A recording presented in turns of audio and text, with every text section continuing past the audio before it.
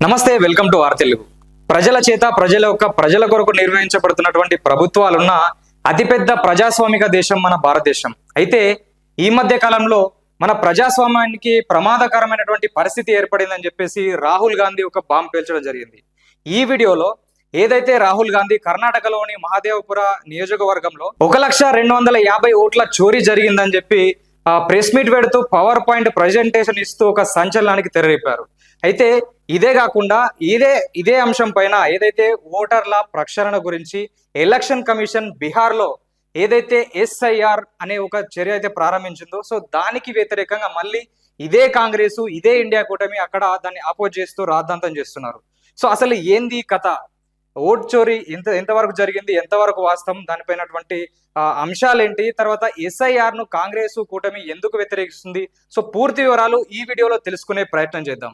వీడియోలోకి వెళ్లే ముందు ఒక లైక్ చేయండి. ఒక్కటి మాత్రం దిమాగ్లో పెట్టుకోండి, ఏదైతే రాహుల్ గాంధీ ఈ అంశాన్ని రేజ్ చేశాడో ఇది బీజేపీకి నష్టం అవుతుందా, లేకపోతే కాంగ్రెస్ కు తిరిగి నష్టాన్ని చేకూరుస్తుందా, లేదంటే ఎలక్షన్ కమిషన్ ను ఇరకాటంలో పెడుతుందా అనేది పక్కన పెడితే దీని ద్వారా ప్రజలకు మాత్రం 100% ఖచ్చితంగా, అంటే ఈ అంశం ఇంకా ముందుకెళ్తే ప్రజలకు మాత్రం ఖచ్చితంగా మంచి జరుగుతుంది. ఎట్లా అంటే ఏదైతే రాహుల్ గాంధీ అంశాన్ని లేపట్టాడో, సో దాంట్లో మహాదేవపుర నియోజకవర్గంలో 1,250,000 ఓటు చోరీకి గురి చేయబడ్డాయి అని చెప్పి చెప్తున్నాడు. సో దీంట్లో 5 పద్ధతుల ద్వారా ఈ ఓటు చోరీ జరిగిందని చెప్తున్నాడు. సో దాంట్లో ముఖ్యమైన అంశాలు ఏందో ఒకసారి చూద్దాం. ఒకటి, డూప్లికేట్ ఓటర్స్ 11,965 మంది ఉన్నారని చెప్పేసి రాహుల్ గాంధీ చెప్తున్నాడు. సో డూప్లికేట్ ఓటర్స్ అంటే ఏంటంటే ఈ రాష్ట్రంలో ఆల్రెడీ పేరుండి మళ్ళీ వేరే రాష్ట్రంలో ఇంకో రాష్ట్రంలో అట్లా 3-4 చోట్లలో ఇట్లా పేర్లు ఉండడం వల్ల ఇది డూప్లికేట్ ఓటర్స్ కిందకి వచ్చింది. సో ఇట్లా 11,965 మంది ఉన్నారని చెప్తున్నాడు. సో రెండోది ఏంటంటే ఫేక్ మరియు ఇన్వాలిడ్ అడ్రస్, ఇట్లా 40,900 ఉన్నాయని చెప్పేసి రాహుల్ గాంధీ చెప్పడం జరిగింది. ఏదైతే అడ్రస్ ప్రూఫ్ పైన సరైనటువంటి అడ్రస్ లేకపోవడం, 00 కానీ 123 కానీ ఏబిసిడి కానీ, సో ఇలా చాలా అంటే సంబంధం లేని అడ్రస్ ఉండడం, సో ఇట్లా 40,000 చిల్లర మంది అని చెప్పి రాహుల్ గాంధీ చెప్తున్నాడు. సో ఇంకోటి ఏంటంటే bulk voters in single address, ఒకటే అడ్రస్ పైన కొన్ని వందల సంఖ్యలో మంది ఆ రూమ్ లో కానీ అక్కడ కానీ ఉండడం. సో ఇది బల్క్ అడ్రస్ లో, ఒకే అడ్రస్ లో మామూలుగా ఒక 4-5 ఉంటారు, ఒక 8 మంది ఉంటారు. సో అలా కాకుండా ఎక్కువ మంది ఉన్నారని చెప్తారు. సో ఈ అంశాన్ని మనం ఒకసారి చూసుకున్నట్లయితే బెంగళూరులో హౌస్ నెంబర్ 35 అనే ఒక ఇంట్లో దాదాపు 80 మంది ఉన్నారు. అసలు ఇది ఎట్లా సాధ్యం, ఒక్క ఇంట్లో 80 మంది ఎట్లుంటారు, ఇంకొక చోట దాదాపు 45 మంది ఉన్నారు, ఇది ఎట్లా అసాధ్యం అని చెప్పేసి రాహుల్ గాంధీ చెప్పడం జరుగుతుంది. సో ఇంకొకటి ఏంటిదంటే ఇన్వాలిడ్ ఫొటోస్ మామూలుగా ఓటర్ ఐడి ఏదైతే లిస్ట్ వస్తుందో అక్కడ ప్రాపర్ ఫోటో ఉండి డీటెయిల్స్ ఉంటాయి. కానీ ఈ లిస్ట్ లో రాహుల్ గాంధీ చూపించినటువంటి లిస్ట్ లో ఆ ఫోటోలు చిన్నగా అసలు ఏమాత్రం ఏర్పడకుండా గీతల మాదిరిగా, డాట్స్ మాదిరిగా ఉండడం జరిగింది. ఇది ఎలా ఎలక్షన్ కమిషన్ దీన్ని ఎట్లా అపాయింట్ చేసింది, దీన్ని ఎట్లా ముందుకు తీసుకెళ్ళినట్టు చేసిందని చెప్పేసి Rahul Gandhi direct question election commission కు వేయడం జరిగింది. అంటే ఏం చెప్తుందంటే అక్కడ గెలిచినటువంటి బీజేపీ ఎలక్షన్ కమిషన్ కుమ్మకైనా అని చెప్పేసి గట్టి వాదనను రాహుల్ గాంధీ వినిపిస్తున్నాడు. సో ఇంకొకటి 5వ అంశం ఏంటంటే మిస్యూజ్ ఆఫ్ ఫార్మ్ 6. ఈ ఫార్మ్ 6 అనేది ఏంటంటే కొత్తగా ఓటర్ లిస్ట్ లో ఎవరైతే పేరు జాయిన్ చేసుకుంటారో సో దాన్ని మిస్యూజ్ చేసిర్రు అని చెప్పేసి రాహుల్ గాంధీ చెప్పడం జరుగుతుంది. సో దానికి ముఖ్యంగా తీసుకున్నటువంటి అంశం ఏంటంటే శకున్ రాణి రాహుల్ గాంధీ చెప్పిన ప్రకారం శకున్ రాణి అనే ఒక 60 ఏళ్ళ ఒక మహిళ 2 చోట్లలో ఆమెకు ఐడీస్ ఉన్నాయి. మళ్ళీ ఇదే ఓటర్లో ఫస్ట్ టైమే తీసుకున్నట్లుగా మెన్షన్ చేసి ఉంది. అసలు ఇది ఎట్లా సాధ్యం, 60 ఏళ్ళు వచ్చే వరకు ఈమె ఓటు అసలు వెయ్యలేదా, 2 ఓటర్ ఐడీలు ఈమెకి ఎట్లున్నాయి, సో ఇన్ని రోజులు వేసిర్రా లేదంటే ఇవి దొంగ ఓట్లా అని చెప్పేసి ఈ 5 క్వశ్చన్ల ద్వారా ప్రభుత్వాన్ని అటు ఎలక్షన్ కమిషన్ ను బీజేపీకి కౌంటర్ ఇచ్చే విధంగా రాహుల్ గాంధీ చెప్పడం జరిగింది. సో మొత్తం మీద 1,250,000 ఓట్లు ఈ విధంగా ఈ 5 దశల్లో వీళ్ళు ఓట్ చోరీ చేసిర్రు. అందుకే మహాదేవ్పురాలో బీజేపీ గెలిచింది, లేకపోతే కాంగ్రెసే గెలుస్తుందని చెప్పేసి రాహుల్ గాంధీ అతిపెద్ద ఎలిగేషన్ చేయడం జరిగింది. ఒకవేళ ఇదే నిజమైతే దాదాపు 32,707 ఓట్ల ద్వారా మాత్రమే బీజేపీ అభ్యర్థి గెలవడం జరిగింది. సో 1,00,000 ఓట్లు ఒకవేళ ఇలా జరిగితే అది ఖచ్చితంగా ప్రజాస్వామ్యానికి చాలా ప్రమాదకరమైనటువంటి అంశం. సో ఈ అంశం పైన ప్రస్తుతం దేశవ్యాప్తంగా ఉన్నటువంటి ప్రజలందరూ రాహుల్ గాంధీ వైపు చూడడం జరిగింది. తర్వాత దీని గురించి చర్చించడం మొదలు పెట్టారు. సో ఎందుకంటే ఒకే నియోజకవర్గంలో 1,00,000 ఓట్లు ఇలా జరిగితే అసలు దేశమంతటా ఉన్నటువంటి నియోజకవర్గాల్లో ఎంత జరిగి ఉండాలి అనేది క్వశ్చన్. సో అయితే ఈ అంశం పైన అటు ఎలక్షన్ కమిషన్ కావచ్చు, బీజేపీ కావచ్చు, కౌంటర్ అటాక్ ఇస్తూ కొన్ని అంశాలను లేవనెత్తింది. సో అది కూడా ఒకసారి చూద్దాం. సో ఎలక్షన్ కమిషన్ వాళ్ళు చెప్తున్న ఏంటంటే, నువ్వు ఏదైతే రెండు ఓటర్ ఐడీలు ఉన్నది రెండు చోట్ల ఓటేసిందని చెప్తున్నావో అది రాంగ్ అని చెప్పి ఎలక్షన్ కమిషన్ రాహుల్ గాంధీకి కౌంటర్ ఇవ్వడం జరిగింది. మా దగ్గర ఉన్నటువంటి సమాచారం ప్రకారం ఈ శకున్ రాణి ఒకే చోట ఓటు వేసింది, నువ్వు చెప్పింది తప్పు అని ఎలక్షన్ కమిషన్ చెప్తుంది. సో ఇంకొకటి ఏంటంటే, నువ్వు ఏదైతే డేటా చూపిస్తూ ఈ ఎలిగేషన్ చేస్తున్నావో ఆ డేటా మా ఎలక్షన్ కమిషన్ నుంచి రాలేదు, నువ్వు ఇచ్చిన డేటా అంతా ఫేకు.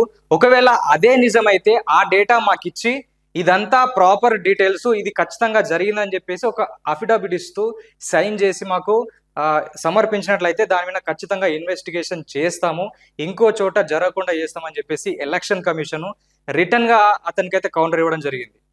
సో ఒకవేళ నిజంగానే ఇది నిజమైతే రాహుల్ గాంధీ గారు ఒకవేళ అఫిడవిట్ దాఖలు చేసి దీనిపైన చర్చకు గట్టిగా ముందుకు వెళ్తే ఖచ్చితంగా దేశ ప్రజలకు మంచి చేసిన వారవుతారు రాహుల్ గాంధీ. ఎందుకంటే లేవనెత్తే అంశం చిన్న అంశం కాదు, ఇది మొత్తం ప్రజాస్వామ్యానికి భారతదేశానికి సంబంధించిన విషయము. అక్కడ వాళ్ళు ఏమంటారంటే, నువ్వు చెప్పింది నిజమైతే అఫిడవిట్ ఇవి, ఖచ్చితంగా దాని మీద చర్చించి దానిపైన ఇన్వెస్టిగేషన్ చేసి ఇంకొక చోట జరగకుండా చూస్తాము, లేదంటే నువ్వు ఖచ్చితంగా దేశ ప్రజలకు ఎలక్షన్ కమిషన్ కు క్షమాపణలు చెప్పాలని చెప్పేసి ఎలక్షన్ కమిషన్ అంటుంది. సో ఇది ఇక్కడ జరుగుతున్న అంశము. ఎలక్షన్ కమిషనే కాకుండా ఇంకొన్ని పాయింట్స్ చూసుకుందాం. ఏదైతే రాహుల్ గాంధీ బెంగళూరులోని ఒకే ఇంట్లో 80 మంది ఉన్నారని చెప్పారో, సో అక్కడికి మీడియా కూడా వెళ్ళడం జరిగింది. మీడియా వెళ్తే మీడియాతోని అక్కడ జయరామరాజు అనే ఒక వ్యక్తి ఏదైతే ఇంట్లో బీజేపీ క్యాండిడేట్ ఉన్నాడు, ఆ బీజేపీకి సంబంధించిన ఇల్లు అది బీజేపీ క్యాండిడేట్ది, ఆయన ఇంట్లో 80 మంది ఉన్నారని ఏదైతే రాహుల్ గాంధీ చెప్పాడో, సో ఆయనే మాటల్లో ఏంటంటే, నేను బీజేపీ క్యాండిడేట్ని కాదు, నేను ఎప్పటిలో కాంగ్రెస్ కు ఫేవర్గా ఉన్నా, నా ఓట్లు కూడా కాంగ్రెస్ పడతాయని ఆ వ్యక్తే చెప్పడం జరిగింది. ఏదైతే వీళ్ళు ఎలిగేషన్ వేశారో అదే ఇంటికి సంబంధించినటువంటి యజమాని. సో ఇంకొకటి, మరి 80 మంది ఈ ఇంట్లోకి ఎలా వచ్చారు అంటే, ఆయన చెప్తున్న దాని ప్రకారం నా ఇంట్లో నేను రెంట్కి ఇస్తున్నది ఎవరికంటే వలస కార్మికులకు, ఎవరైతే మైగ్రేట్స్ ఉంటారో, ఏదైనా పని మీద ఇక్కడికి వచ్చి కొన్ని రోజులు పని చేసుకొని మళ్ళీ వేరే కాడికి వెళ్తూ ఉంటారు, వేరే ఒకవేళ ఎక్కువ అమౌంట్ వచ్చేది ఉంటే ఇక్కడ ఇచ్చి మళ్ళీ వేరే కాడికి వెళ్తూ ఉంటారు. సో ఆ క్రమంలో వాళ్ళు నా ఇంట్లోకి వచ్చినప్పుడు నేను రెంట్ అగ్రిమెంట్ వాళ్ళకి ఇవ్వడం జరుగుతుంది. ఆ అగ్రిమెంట్ తోని వాళ్ళు ఓటర్ ఐడి తీసుకుంటారు. సో ఓటర్ ఐడి తీసుకున్నాక వాళ్ళకి మళ్ళీ వేరే పని దొరికితే మళ్ళీ వేరే కాడికి పోతారు, కానీ ఇక్కడి ఓటర్ ఐడిని వాళ్ళు వాడడం జరుగుతుంది. సో అట్లా 3 నెలలకు ఒకరు వస్తారు, 6 నెలలకు ఒకరు వస్తారు, 9 నెలలు అట్లా చేంజ్ అవుతూ ఉంటారు. కాబట్టి ఈ ఇంటర్ అడ్రస్ మీద అన్ని పేర్లు జాయిన్ అయి ఉండొచ్చు, అన్ని నమోదై ఉండొచ్చు 80 మంది, కానీ 80 మంది ఈ ఇంట్లో లేరు అని చెప్పేసి ఆయన చెప్పడం జరిగింది. సో ఇది కాంగ్రెస్ కు ఆయన చెప్పినటువంటి వాదనకు వ్యతిరేకంగా ఉంది. అంటే ఇది ఎవరైతే ఈగల్ టీము కాంగ్రెస్ వాళ్ళు ఇదంతా ఇన్వెస్టిగేషన్ చేశారో, డీటెయిల్స్ అనేది తీసుకోరో, సో ఇది కూడా తీసుకునేది ఉండే. ఒకటేసారి 80 మంది ఎట్లుంటారు, ఒకసారి 5గురు, ఒకసారి 4గురు అట్లా వచ్చి ఉండొచ్చు. కాకపోతే ఈ 80 మంది, మళ్ళా ఇంకొక విషయం, ఈ 80 మంది కాంగ్రెస్ కు ఓటేయలేదు, బీజేపీకే ఓటేసారు అని రాహుల్ గాంధీ గారు ఎట్లా చెప్పగలుగుతారు? ఇంకొక విషయం, ఇదే అంశం పైన కాంగ్రెస్ కు సంబంధించినటువంటి మినిస్టరు కేఆర్ రాజన్ అనే ఒక మినిస్టరు ఏం చెప్పాడంటే, ఇది మా ప్రభుత్వం నడుస్తున్నప్పుడు 2024 అప్పుడు ఎలక్షన్ అప్పుడు, సో మా తప్పిదం కూడా ఉంది, మేము కూడా సరిగా పట్టించుకోలేదు, సో ఇలాంటివి కొన్ని జరిగాయి అవకతవకలు అని చెప్పేసి సేమ్ కాంగ్రెస్ కు సంబంధించినటువంటి ఒక మినిస్టర్ చెప్తున్నాడు. సో ప్రభుత్వ వైఫల్యాన్ని వాళ్ళే ఒప్పుకుంటున్నప్పుడు సో ఆపోజిషన్ ఇంకా గట్టిగా నిలబడే ఆస్కారం ఉంటుంది. అంటే ఇక్కడ ఇంకొకటి, బీజేపీ వ్యక్తి అని చెప్పిన వ్యక్తి ఇక్కడ కాంగ్రెస్ వ్యక్తి.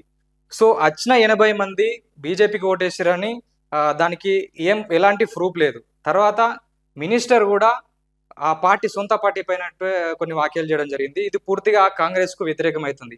కాకపోతే రాహుల్ గాంధీ వేసినటువంటి గట్టి ప్రశ్నలు ఏంటంటే, ఒకటి, మీరు ఈ డిజిటల్ డేటా మాకు ఇవ్వండి, ఎవరైతే ఓటర్లు ఉంటుందో డిజిటల్ డేటా ఇవ్వమంటే ఎలక్షన్ కమిషన్ ఇవ్వట్లేదు.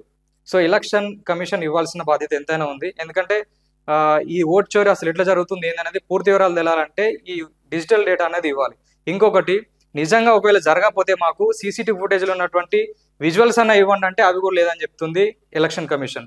సో ఎలక్షన్ కమిషన్ కూడా కొంతవరకు ఎక్కడో ఒక్కడ మిస్టేక్స్ జరిగాయని చెప్పేసి స్పష్టంగా అర్థమవుతుంది. సో ఇది ఓట్ చోరీ సంబంధించినటువంటి అంశం. సో ఏదైతే కాంగ్రెస్ ఈ కర్ణాటక రాష్ట్రంలోని మహదేవ్పురాలో ఓట్ చోరీ జరిగింది, దానివల్ల మా క్యాండిడేట్ ఓడిపోయాయని చెప్తున్నారు. సో అదే రాష్ట్రంలో మరి కర్ణాటక ఇప్పుడు ఫామ్ లో ఉంది. సో ఒకే నియోజకవర్గంలో ఇన్ని జరుగుంటే కర్ణాటక రాష్ట్రంలో అన్ని నియోజకవర్గాల్లో ఎందుకు జరిగి ఉండకూడదు? బీజేపీ అక్కడ రూలింగ్ కోసం ఒక నియోజకవర్గంలో చేసి ఉంటే మరి బీజేపీ దేశం అంతా ఉంది కదా, సో అన్ని నియోజకవర్గాల్లో చేసి ఉండొచ్చు కదా. కాబట్టి ఇది ఓన్లీ మాదేవ్పురాకే కాదు, కర్ణాటక మొత్తం జరగాలి, దేశవ్యాప్తంగా జరగాల్సిన అవసరం ఎంతైనా ఉంది. సో ఇది జరిగితే రాహుల్ గాంధీ దేశానికి ఒక మంచి చేసిన వారు అవుతారు. ఇది ఇంతటితో అవ్వకుండా ఇంకా ముందుకెళ్ళాలి. కాకపోతే ఇక్కడ జరుగుతుంది ఏంటంటే, ఈ కర్ణాటక సంగతి ఇట్లా ఉంటే ఇదే అంశానికి సంబంధించి అక్కడ బీహార్లో ఏదైతే అక్టోబర్ నవంబర్లో ఎలక్షన్స్ రాబోతున్నాయి బీహార్లో, సో అందుకోసం ఎలక్షన్ కమిషన్ ఈ ఇన్వాలిడ్ ఓట్స్ ఉంటాయి కదా, ఇన్వాలిడ్ ఓట్స్ కావచ్చు, డూప్లికేట్ ఓట్స్ కావచ్చు, సో వీటన్నింటినీ తీసివేయడానికి ఓటర్ల జాబితా ప్రక్షాళన కోసం ఎస్ఐఆర్ అనే ఒక ఇన్వెస్టిగేషన్ చేసి దాన్ని ఓటర్ల ప్రక్షాళన చేయడానికి ఒక చర్యనైతే ప్రారంభించింది. కానీ దాన్ని అక్కడ ఉన్నటువంటి కాంగ్రెస్ మరియు ఇండియా కూటమి వ్యతిరేకిస్తుంది. ఎందుకు వ్యతిరేకిస్తున్నట్టు? ఇక్కడ ఏదైతే కోరుకుంటుందో అక్కడ ఎలక్షన్ కమిషన్ ఆల్రెడీ జూన్లోనే స్టార్ట్ చేసింది. సో అక్కడనేమో వ్యతిరేకిస్తున్నారు, ఇక్కడనేమో కావాలని చెప్తున్నారు. సో ఎందుకు అని కొన్ని చూసుకున్నట్లయితే అంశాలు వాళ్ళు చెప్తుంది ఏంటంటే, ఈ ఎలక్షన్ కమిషన్ ఓటర్ల జాబితా నుంచి వెళ్ళి 66 లక్షల మందిని తీసేసామని చెప్పేసి కమిషన్ అక్కడ ప్రకటించింది. బీహార్లో 66 లక్షలు. అయితే ఈ 66 లక్షలు ఎట్లా తీసేసారు అంటే, 11 ఐడి కార్డ్స్ ఉంటాయి కదా, ఐడి కార్డ్స్ 11 తీర్ల ఐడి కార్డ్స్ ఏవైతే ఉంటాయో, అంటే ఓటర్ ఐడి కావచ్చు, డ్రైవింగ్ లైసెన్స్ కావచ్చు, పాన్ కార్డు కావచ్చు, పాస్పోర్ట్ కావచ్చు, ఇలాంటి కొన్ని 11 ఐడి కార్డ్స్ను వాళ్ళు దానిపైన ఇన్వెస్టిగేషన్ చేసి ఎవరికైతే అసలైనటువంటి రుజువులు ఉండవో వాళ్ళకు ఓటర్ ఐడి తీసేస్తున్నారు. అది మంచి పద్ధతే. కాకపోతే ఇక్కడ ఏంది మైనస్ పాయింట్ అయిందంటే, ఎలక్షన్ కమిషన్ వాళ్ళు ఆధార్ కార్డును కావచ్చు, లేదంటే రేషన్ కార్డును, తర్వాత ఉపాధి హామీ కోసం ఏదైతే కార్డు ఇస్తారో నరేగా కార్డు, ఈ 3 కార్డులను ఐడి కార్డుగా పరిగణించట్లేదు. ఇది దాదాపుగా చాలా మంది 100కు 90% మంది దగ్గర ఇవి ఉంటాయి, కానీ వీటిని ఐడి కార్డు కోసం పరిగణించట్లేదు. ఇది ఖచ్చితంగా వ్యతిరేకమే, ఇది మంచి పద్ధతి కాదని చెప్పేసి అక్కడ ఉన్నటువంటి పార్టీలు దీన్ని వ్యతిరేకిస్తున్నాయి. అంతేకాకుండా ఇప్పుడు ఎలక్షన్ కమిషన్ చెప్తున్న ప్రకారం 22 లక్షల మంది చనిపోయారు, 36 లక్షల మంది వేరే ప్లేస్లకు వలస వెళ్ళారు. సో అట్లా ఇంకొంతమంది డేటా లేదు, మొత్తం మీద 66 లక్షలు తీసేసామని చెప్తున్నారు. కానీ ఈ పార్టీలు చెప్తున్నది ఏంటంటే, దాదాపు బతికి ఉన్న వాళ్ళే కూడా లేవని చెప్తుర్రు.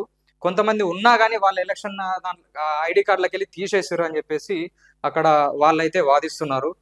సో ఇది ప్రస్తుతం ఓట్ చోరీ అనే అంశం పైన అటు ఎస్ఐఆర్ పైన జరుగుతున్నటువంటి చర్చ. ఖచ్చితంగా ఈ ఓట్ చోరీ పైన కూడా చర్చ జరగాలి, ఇన్వెస్టిగేషన్ జరగాలి. దాంతో పాటు ఏదైతే కాంగ్రెస్ కావచ్చు, కూటమి పార్టీలు కావచ్చు ఆపుతున్నాయో ఎస్ఐఆర్ జరగకుండా, సో అది కూడా జరగాలి ఎస్ఐఆర్. ఎందుకంటే ప్రతి 5 సంవత్సరాలకు ఒకసారి ఎన్నికలు జరుగుతాయి కాబట్టి 5 సంవత్సరాల్లో కొన్ని లక్షల మంది చనిపోతూ ఉంటారు, తర్వాత కొన్ని లక్షల మంది వలస వెళ్తా ఉంటారు బతుకు తెరుగు కోసం కావచ్చు. సో అలాంటప్పుడు ఇక్కడ ఐడి తీసుకుంటారు, అక్కడ ఐడి ఉంటుంది, సో ఇక్కడ ఓటు వేసి అక్కడ ఓటు వేసి అదంతా రాద్ధాంతం అవుతుంది. కాబట్టి ఏదైతే ఇక్కడ కాంగ్రెస్ పార్టీ కొట్లాడుతుందో దాన్ని ఆపుతుంది, అక్కడ ఆపద్దు. ఖచ్చితంగా ప్రతి రాష్ట్రంలో ఎలక్షన్లకు ఒక 5 నెలలు 6 నెలల ముంగట ఈ ఎస్ఐఆర్ ఏదైతే ఓటర్ల జాబితా ప్రక్షాళన ఉంటుందో ఇది జరగాలి. జరిగినప్పుడే ప్రజాస్వామ్యం కూని కాకుండా ప్రజాస్వామ్యం కరెక్ట్ పద్ధతిలో వెళ్ళే ఆస్కారం ఉంటుంది. ఇంకొకటి ఏంటంటే, ఆ మధ్య కాలంలో ఆపరేషన్ సింధూర్ తర్వాత అక్కడ బార్డర్లు క్లోజ్ చేసి ఎవరైతే ఏదైనా పని మీద కావచ్చు, లేకపోతే హాస్పిటాలిటీ కోసం కావచ్చు, లేకపోతే విజిట్ మీద కావచ్చు ఇండియాకు వచ్చారో, సో వాళ్ళు వెళ్ళిపోమని చెప్పేసి బలవంతంగానైనా నాయకులు, ఇక్కడ ఉన్నటువంటి అధికారులు కావచ్చు, వాళ్ళను పంపే క్రమంలో చాలా మంది పాకిస్తాన్కు చెందినటువంటి వ్యక్తులు ఏమన్నారంటే, మేము 5 ఏళ్ల నుంచి ఉంటున్నాం ఇక్కడ, 10 ఏళ్ల నుంచి ఉంటున్నాం ఇక్కడ, మేము వచ్చి 2 ఏళ్ళు అవుతుంది, 6 నెలలు అవుతుంది, ఇక్కడ మేము ఓటు కూడా వేసామని చెప్పేసి వాళ్ళు చెప్పడం జరిగింది. ఎట్లా ఓటు వేస్తారు వాళ్ళు? పాకిస్తాన్ వ్యక్తి ఇక్కడికి వచ్చి ఏదో పని మీద వచ్చి ఇక్కడ ఓటర్ ఐడి ఎవరు ఇస్తారు, ఓటర్ ఐడి ఎట్లా తీసుకుంటాడు, ఇక్కడ ఓటు ఎట్లా వేస్తాడు? అయితే ఇదే కొనసాగితే ఎవరైతే నాయకులు కావచ్చు, ఎవరైతే పార్టీస్ కావచ్చు, వేరే వాళ్ళు ఇక్కడికి వచ్చి వాళ్ళు ఇక్కడ ఎన్నికల్లో పాల్గొనడానికి సహకరించిన పార్టీలు ఏదైతే ఉంటాయో, సో వాళ్ళకే వీళ్ళు ఓటేసే ఆస్కారం ఉంటుంది. కాబట్టి సో అది నిజంగా ప్రజాస్వామ్యానికే కాదు, దేశానికి కూడా చాలా ప్రమాదకరం. ఇదే అంశం ఓన్లీ కర్ణాటక కాదు, ఓన్లీ బీహార్ కాదు, అన్ని రాష్ట్రాలకు వర్తిస్తుంది. అన్ని రాష్ట్రాల్లో ఈ ఓటర్ల లిస్టు ప్రక్షాళన చేయాలి. చాలా మంది బీహార్ గురించి, కర్ణాటక గురించి మాట్లాడుతున్నారు, కానీ బంగ్లాదేశ్ నుంచి కావచ్చు, పాకిస్తాన్ నుంచి కావచ్చు, ఇటు శ్రీలంక నుంచి కావచ్చు చాలా మంది వచ్చిన వాళ్ళు ఉన్నారని చెప్పి చాలా మంది వాదిస్తున్నారు. రోహింగ్యాలు అనొచ్చు, లేకపోతే బంగ్లాదేశీలు అనొచ్చు, చాలా మంది వలస చొరబాటుదారులు అనొచ్చు, ఇట్లా కొన్ని లక్షల మంది ఉన్నారు. సో ఇది దేశాన్ని ప్రభావితం చేసే అంశాలు కాబట్టి ఖచ్చితంగా ఈ ఎస్ఐఆర్ అనేది జరగాలి. ఈ రాహుల్ గాంధీకి ఈ వీడియో ద్వారా కావచ్చు, ఈ అంశం ద్వారా నిజంగా ధన్యవాదాలు చెప్పాలి. ఎందుకంటే మీరు లేవనెత్తిన అంశం ఎవలకు నష్టమైన ఎవలకు లాభమైన కానీ ప్రజలకు మాత్రం ఖచ్చితంగా ఉపయోగకరమైన అంశం. కాకపోతే దీన్ని వెనుక పెట్టకుండా ఇంకా ముందుకు తీసుకోవాలి. బీజేపీ కూడా ఖచ్చితంగా రాహుల్ గాంధీ వేసినటువంటి ప్రశ్నలకు సమాధానం చెప్పాలి. ఎలక్షన్ కమిషన్ ఒక స్వతంత్ర సంస్థ కాబట్టి ఇప్పటి వరకు ఎలక్షన్ కమిషన్ మీద ఇలాంటి ఎలిగేషన్లు పెద్ద స్థాయిలో ఇంత స్థాయిలో రాలేదు కాబట్టి ఎలక్షన్ కమిషన్ కూడా నిరూపించుకోవాలి, తమను తాము నిరూపించుకోవాలి. ఎందుకంటే ప్రభుత్వ నియంత్రణలో ఉండని సంస్థ ఏదైనా ఉందంటే అది ఎలక్షన్ కమిషన్. ఎలక్షన్ కమిషనే ఒక ప్రభుత్వం అండర్లో పనిచేస్తే నిజంగా ప్రజాస్వామ్యం అనేది ఉండదు. కాబట్టి ఖచ్చితంగా ఇటు ఎలక్షన్ కమిషను, తర్వాత అధికారంలో ఉన్న పార్టీ, విపక్షంలో ఉన్నటువంటి ప్రతిపక్షాలు ఖచ్చితంగా దీని మీద పనిచేయాలి. ప్రజలకు ఇలాంటి అపోహలు, అనుమానాలు రాకుండా, అనిశ్చితి ఏర్పడకుండా చూపించుకోవాల్సినటువంటి బాధ్యత అందరిపైన ఉంది. సో ఈ వీడియో పైన మీ సలహాలు, సూచనలు, మీ అభిప్రాయాలు, అసలు ఏం జరుగుతుంది అనేది కామెంట్ రూపంలో మాకు తెలియజేయండి. ఖచ్చితంగా వాటిపైన చర్చించే ప్రయత్నం చేద్దాం.